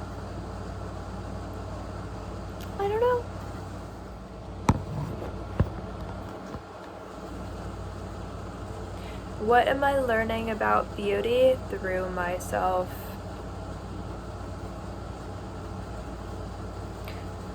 I'm trying to learn about what I like about myself and not feel trapped in what I don't like about myself. You know? Okay, and now we have some twin flame questions for the video. I was thinking, I don't even know if we should do these because they might be too hard to do and too weird, but I was like, I could just do them, or I could just not do them, or I could just do them, but there's only 15 of them, so and they're multiple choice. I feel like we could speed run through them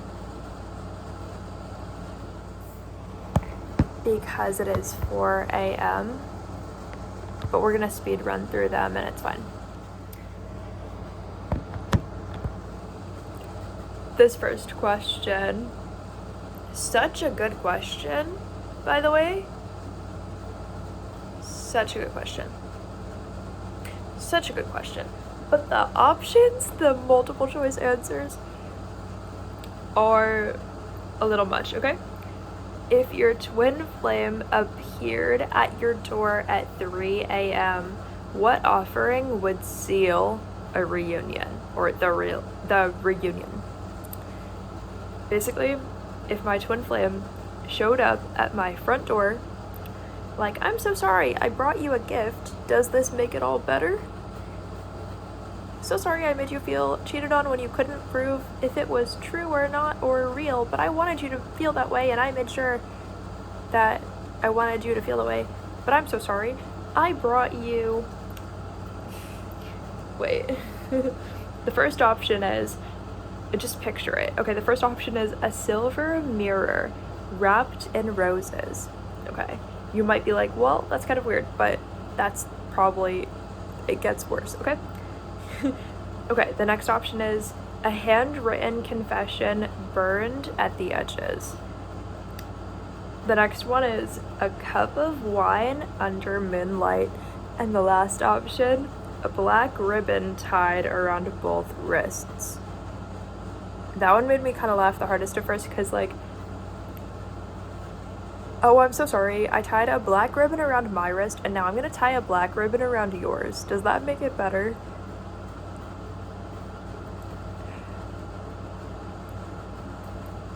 What? As if I didn't see you do way worse with someone else. What?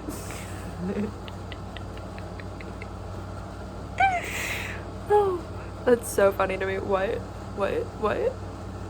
Okay, but out of these, which one would I be most likely to just be like, yeah, it's fine? I think a handwritten confession burned at the edges is kind of cute. It's kind of cute. It's not that bad. Compared to the other options, that one's kind of cute. I kind of get where they're going with the concept of, like, a silver mirror wrapped in roses. But, like, that's giving, like, I'm so sorry, look at yourself in this mirror. What does that mean? I don't understand. I think a handwritten note is kind of cute. Burned at the edges, like, you cared so much. But not enough to make up for what happened at all. That wouldn't make up for anything, but it's like, which one would I pretend makes up for it and just skip that part? If these are the options, if that's how bad it is, which one do I have enough compassion to pretend to makes up for it? Hopefully, it would be a little better than that.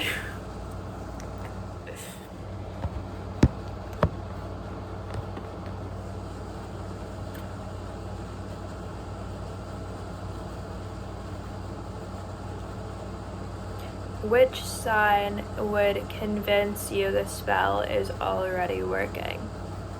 The first one is their name appearing everywhere. Then dreaming of them 3 nights in a row. Ravens gathering near you. A sudden warm feeling in your chest at midnight. Honestly, none of them would convince me that something positive is happening. But the one that would get the closest would be dreaming of them 3 nights in a row, assuming the dreams are actually good and not, like, negative dreams. I have a mosquito bite here. Okay. What object would you place on the altar to bind your energies together between me and the twin flame? If I wanted a binding spell, the options are rose thorns in a crystal bowl, a lock with no key, a shared photograph folded 7 times, perfume sprayed onto a love letter. My answer would be perfume sprayed onto a love letter. A shared photograph, like, it's just a photo of both of you. I don't really know what the number 7 has to do with, like, activating a love spell. I don't think it... I'm not saying it's not a magical number, I just don't know what it does. But a lock with no key, what does that even mean? Oh, like, they can't unlock it, like, it's permanent, like, whatever. But I think that's, like, a weak one, right? It's like your middle school love spell is, like, a lock with no key, and that's it. Rose thorns in a bowl, like, I just don't understand what something being like very sharp and then placed inside of an object has to do with love. That one is completely like lost on me. But yeah, I think when I was younger, like when I was probably in middle school, I would have been like, well, it just depends on how dark and mystical you are. But like, it just sounds like a very sad love spell to have rose thorns in a bowl for no reason. Like, what does that even mean? I still don't think it means something like substantial. Waste of time.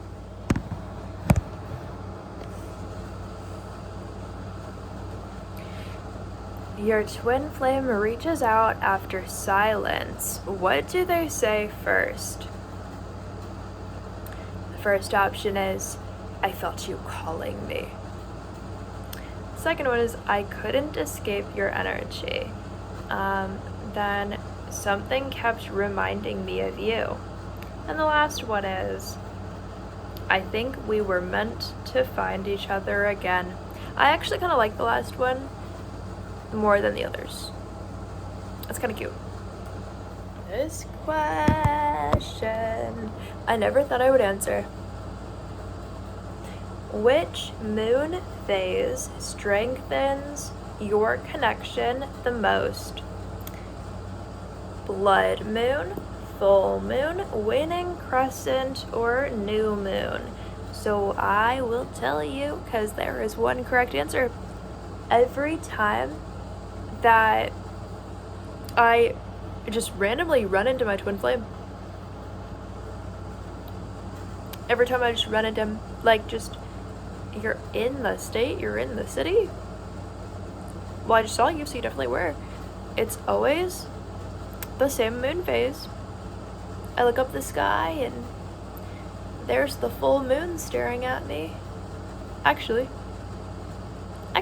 there's the full moon just staring at me. It's always the full moon. Full moon just brings it back over here, I don't know.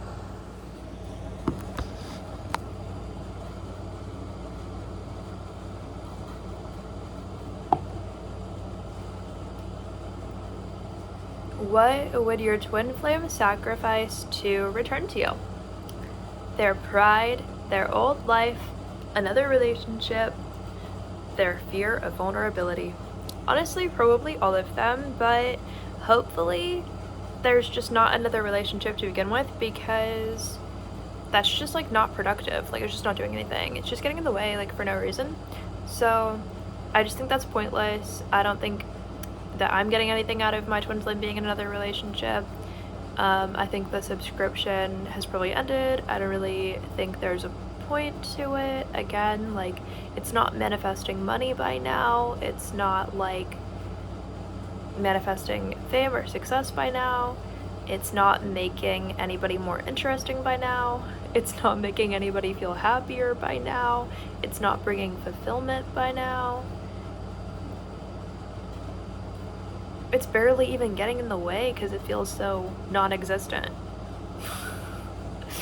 So there's not another relationship. There might be another person who's technically told that they're in a relationship. It's just like, it's like water under a bridge, you know? It's just not important.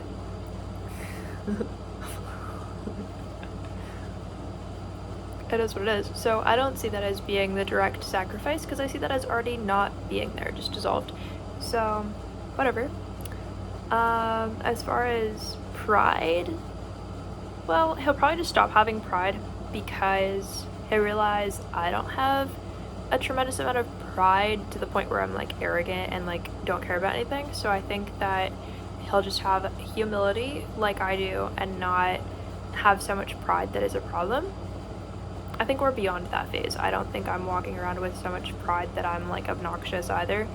So his old life, I don't think he feels like there is an overwhelming lot of things that don't need to change to begin with. So I don't think he's going to be stuck in the past due to like some kind of experience that already happened. He'll probably just have to overcome his fear of vulnerability, because clearly he has one. Or he would just be over here answering questions either instead of me or along with me or something, I don't know. It doesn't really matter, but like some version of like, I bet you wouldn't try to look at yourself in that honest of a perspective, because I do instead, because I'm better at it. I don't know why. Maybe. It doesn't matter though. It's like,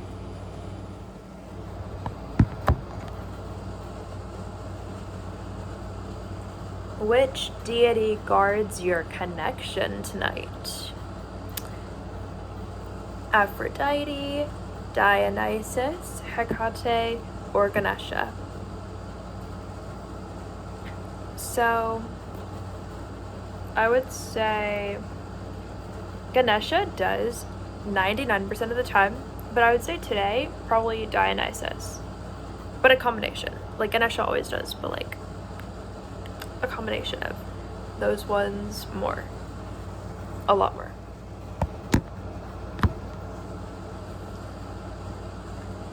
What color candle would you burn to intensify obsession? With my twin flame? Okay. Black, red, pink, or white. So for me, I'll tell you why. I would actually choose a black candle. And you might be like, well, that doesn't, I don't know. Maybe you would think that doesn't seem like the one that intensifies obsession the most, but a black candle I feel like can have like a more of like a cloaked energy towards like a hidden spell. It's kind of like a secret. And it's more of like maybe like a safer option to where it wouldn't just cause chaos, because I want to cause chaos, but I want to cause chaos in the way that feels the safest for me. Pink feels like fake love to me. White feels like forced purity. Red feels like it's too about the root chakra. It could like backfire in some scary weird ways, and I don't want that. Like, it would be like passion, but like passion at what cost? So I would do black, because the fact it's a candle at all with that intention would already do the purpose, but I would just want it to be grounded.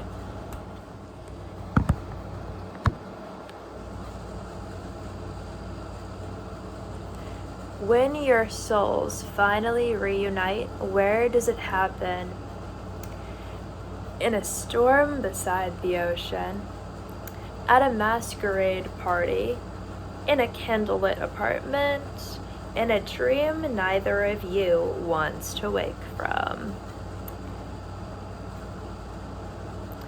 Well, if it were a candlelit apartment, we would just be there to do spells, and I think that would be fun, just doing rituals. But I mean, it sounds kind of romantic. We get like food, I don't know, and just be in a candlelit apartment and do rituals and stuff. That would be kind of crazy.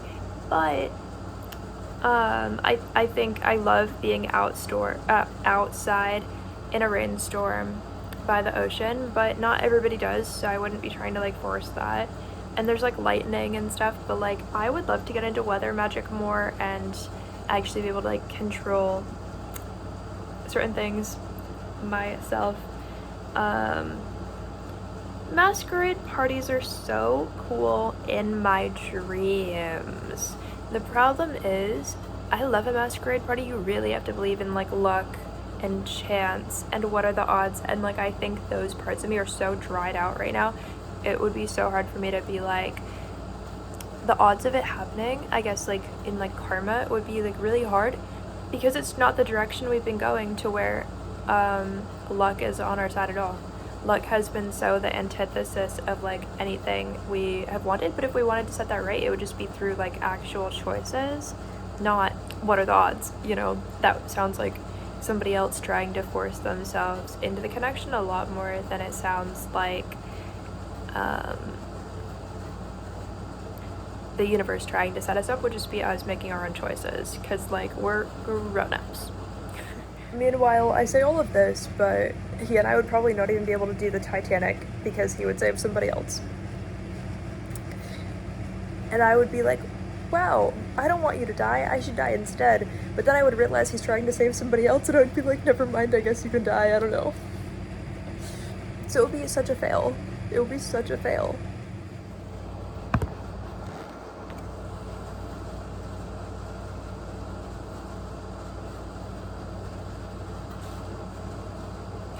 Which message is hidden inside your twin flame bond? No matter how far you run, I find you. We destroy each other to transform. This love survives every lifetime, or the universe keeps forcing us back together.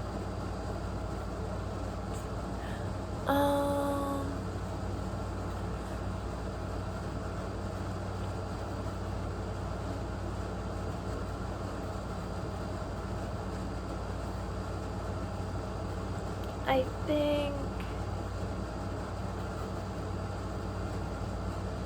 that stressed me out when it said we destroy each other to transform. I don't think destroy is the right word, because we're not like dead. It didn't go like that far, you know, it didn't go like so far that like we're not fine. And I don't think we would say the universe keeps forcing us back together, because it doesn't feel like there's like ways that the universe forces us back together. Like, I don't think the universe is doing a whole lot. Like, the universe is the one who's not trying. The universe is not doing university weird things. You know? The universe is not doing like universe weird stuff.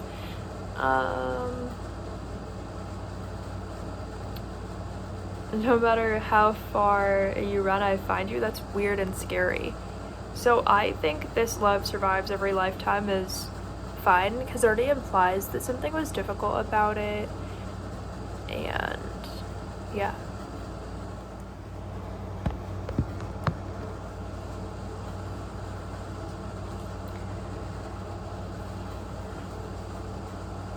What would you carve into the ritual candle?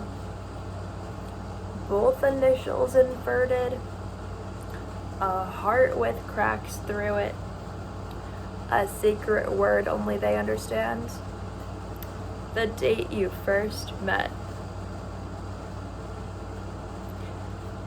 First of all, we don't have a secret word only each other understand. We did not get that far yet. That's how I feel. We did not get that far. I don't know what word. There's not really one that it would be like, oh yeah, that, like, but it wasn't necessary. Like, it was so much like what he would be doing with somebody else is like, oh, there's like a secret word that like we both know about, like something like that, which, not that that can't happen, but like I think it's sort of the kind of thing we might both either be over, or we would just reinvent like a better version of something like that. But like I don't think it's something we would not be bored of. Like, oh, we have to, well, I don't know, there's time for everything. But yeah, it just doesn't excite me, the concept of just like one secret word that we both understand the meaning of. Like, there's just the language of English. Right now I'm not like, it has to be this. Like, I don't know. Maybe like in between lifetimes we probably have like running jokes of like, remember this thing happened in this century or something, but right now it's probably like, because we don't remember the other ones so much, it's not like the same thing, you know.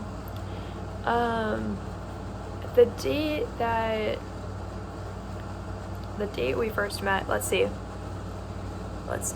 so I was 18 already when we first met. He was 19. So I'm bad at math, but I'll tell you. So I was born June 7th, 2002. So for the like math of it, if somebody wanted to know, okay? Because I'm not gonna sit here and do it. I don't know. Okay. So yeah, so I was 18 already, and it was September when I interviewed at Chili's. I think it was like September 21st or September 22nd when I interviewed at Chili's, but it was like a week or two until I started. It was probably like a full week and a half till I started. But on the first day, he introduced himself. So it would have been around that exact time. Again, I don't know if this was 2020 or 2021, but like, I know I was 18, and again, I was born in 2002 in June, so, and it was September when we met, so, or the end of September, October, yeah, so it would have been like last week of September or first week of October of that year, whichever one it was. But yeah, definitely still during COVID, it felt like, and people had masks on, so, but it wasn't at the exact start of COVID. I wasn't even trying to know for sure what exactly it was. It just is true that that's when it was. So.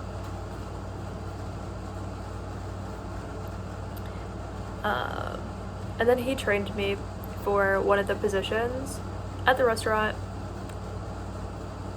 I don't feel like he did like that good of a job at training me, because he still did not know anything. But I know that there was like this like chip machine for like getting people appetizers, like chips at Chili's, right? Like with dip and all that. Like, so I remember I could not see inside the top of it. So he was talking about like, oh, like whatever, like as you can see, like inside there's like chips at the top, and I was like, I'm too short, I can't see it. And then he like offered to pick me up or something to show me. I don't remember if I said yes or no, but I don't remember the details of that. I might have said yes. I think I said yes, but I think I said yes, but I don't remember. I'm pretty sure that's what happened.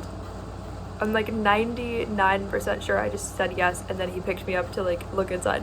I'm pretty sure, or maybe that part didn't happen, but like he offered something like that. I was like, wow, that's such a nice guy, but like that might be the only thing I learned from him training me in this position of the job, because not that he doesn't know what he's doing, he does, but like it was like the information was not sinking in. I was like, I have no idea, like I am not absorbing the information, but okay. Whatever's going on, I'm not absorbing the information at all. So it was funny, but yeah, I don't know. Anyway, but no, don't worry, things got way worse than that. But that was like the tiny bit of fun that then got a million times worse. So you're gonna be like, yeah, how did it evolve from that nice moment to like something terrible, just to sometimes be nice and sometimes be terrible? I don't know exactly. Okay, let's see what the other options are. A heart with cracks through it. Oh, to carve into the candle. I think that's really fun, but it's very like angsty. I could do a heart with cracks through it, that's fine. But the one that I liked the most was like both initials inverted, but the way I was thinking of doing it was not like the normal way. Like I wasn't just gonna draw them physically like backwards. I was thinking, you know how you could say like from the start of the alphabet, this letter is this many letters into the alphabet. Well, then you can take the amount of letters into the alphabet that it was and actually go to the end of the alphabet and count backwards that same amount of letters, and then you have your new number or your new letter for each person, and then carve that into a candle. It's gonna be strong because it's sort of like you did something weirder in a way. I don't know, that's what I thought. But yeah, basically when he like picked me up or offered to pick me up to look into the chip machine, which I'm pretty sure happened, like 99% sure, he just like picked me up to look into it. Of course I was like, okay, nicest man ever, like first impression, I was like so friendly, so nice, like I've never seen somebody do that. But then I immediately kind of backtracked. I was like, okay, yeah, maybe I've never seen somebody be that inviting and open and friendly and nice before, but like on first impression, but hold up, I've never seen somebody move that fast before. Hold up, he's gonna be moving that fast with everybody. Don't get like attached to this person who obviously would be offering that to somebody else, you know. So that was also like just a giant part of the first impression. So it's not that I didn't know what I was getting into, it's just that there were annoying parts to that. And to, I was like, okay, like, I'm just gonna pay attention, because it was sort of like, that day I was like, oh, he's flirting with me, I'm gonna flirt back, like, that's so nice. Next day he's flirting with like 10 other people. I'm like, okay, I am never gonna flirt with that man ever again, because again, first impression, that's really bad, because then he's gonna be moving that fast with everybody, and it's gonna be like, everyone's like, oh, that's like the most enchanting person ever. Yeah, but tomorrow it's gonna be somebody else, and you're not gonna know what happened, because you're gonna be like, I thought something was going on. No, it's gonna be somebody else tomorrow in front of you. Oh, because that one doesn't matter, that was yesterday. I very, very quickly learned from that. I was like, I will never, ever, ever, ever, ever, ever, ever see the men that way again. It didn't necessarily age well, but I tried. And it was a great first impression until it was a terrible first impression. I sound so harsh, but like, that's extreme. That's an extreme, like, bipolar first impression. Either let me have a good experience with you, or let me not. Okay. The other hard part with that is that then, if a man like that leaves you for somebody else, and you already had to make peace with how much he was gonna be that fast with everybody, you're like, whatever, I can forgive that, whatever. Then he leaves you for somebody else, right? But it's not just that. It's like, well, that person actually wasn't there for the part that I had to accept about you. That person did not have to accept about you, because they never found out what I had to accept about you, because they don't pay that much attention. That person cannot even tell you apart from somebody else that much at all. Probably never, right? So like, picture that. That person could not tell you apart from somebody else, probably, right? What are the odds? What are the odds, really? But not just that. That person never had to overlook the rest of your flaws. That person never had to find out about your flaws. I had to sit here and find some way to accept your flaws that actually were flaws. And then they were real flaws, okay? Your actual real flaws, like serious flaws, okay? I had to accept. I don't hate you. I had to accept your flaws. That person never had to accept your flaws, because they never had to find out about your flaws and couldn't tell you apart from someone else, and that's just not me. I know who I am. I know that if you let everybody see your flaws equally, I'd probably be the only one who'd be like, all of this is fine.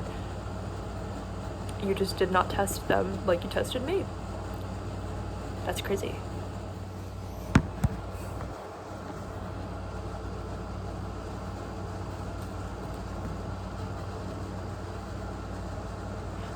Next question. Your twin flame becomes jealous during the ritual. What triggered it? Someone flirting with you online, your glow up after separation, another person touching your hand, realizing you could move on without them. My twin flame jealous during the ritual? What triggered it? I already forgot the question. Okay. Let's see. Probably not someone flirting with me online, because it doesn't make sense to me, because anybody can text or type something, not text, but like type in your comment section something. I think we're over it. I think we're over the part where there could be like jealousy over like a complete stranger that neither of us know.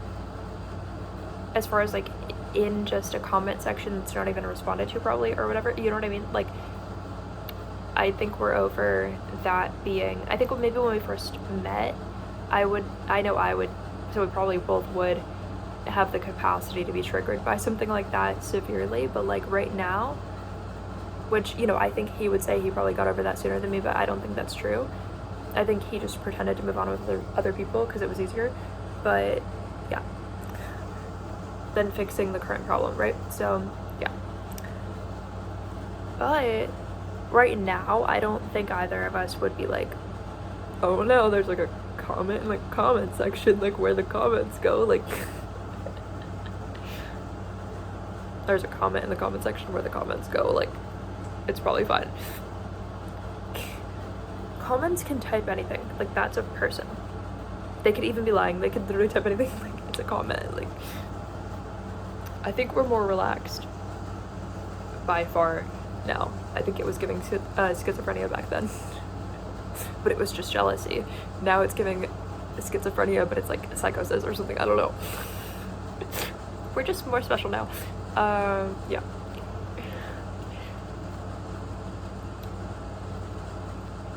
My glow up after separation. Okay, wait, yeah. So the next, I told you all the answers, right? Okay, yeah. The next one's my glow up after separation. Does my twin flame get jealous just because I'm pretty?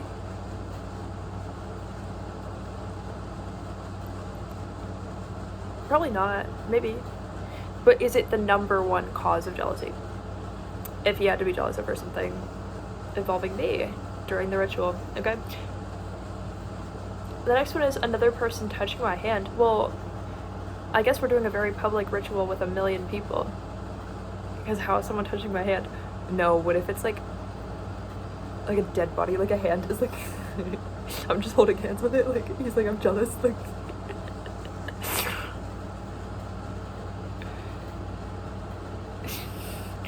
I'm kidding, but like what? What kind of... Am I holding the hand of a mouse? Whose hand am I holding? A person? A goldfish? I don't know. Okay, there could be other people in the ritual. Okay. I guess. There could be. Well, of course, there could be. Normally I do rituals like by myself, or like if there is a person, there have been, but like if there's a person for a ritual, it's so not like there's 50 people for the ritual. You know what I mean? Like, okay, whatever. Realizing I can move on without them, it's probably more so like just holding somebody's hand. Realizing I can move on, I feel like we've been there, done that. I don't know.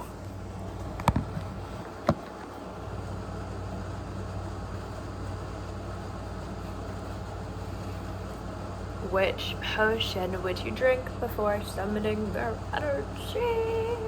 The twin flames energy. Okay. Honey and cinnamon, pomegranate wine, rose water and sugar, or blackberry tea under moonlight.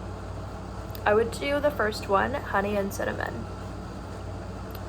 That sounds so fun.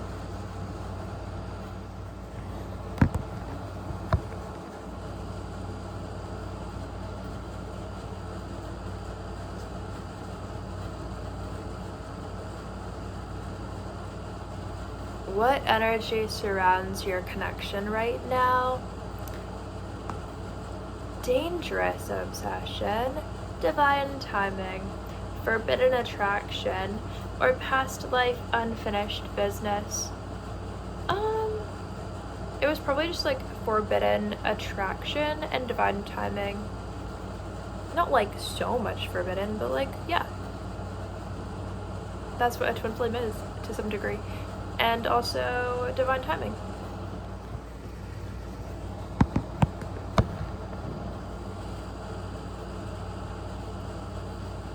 Final spell question.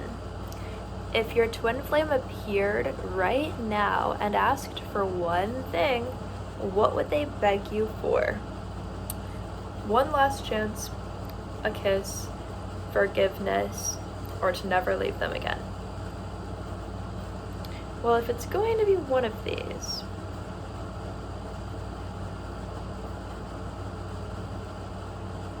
hopefully to never leave them again. Or why are you opening your mouth to talk if it has to be one of these options, right? I don't know.